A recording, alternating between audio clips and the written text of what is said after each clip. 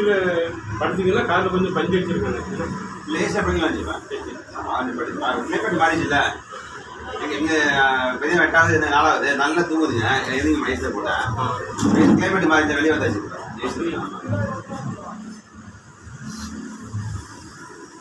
நம்ம கீ வீடு தான் குவார்டர்ஸு. மேலே அதுக்கு மேலே 10 8 வீடு ஒன்று இருக்குது.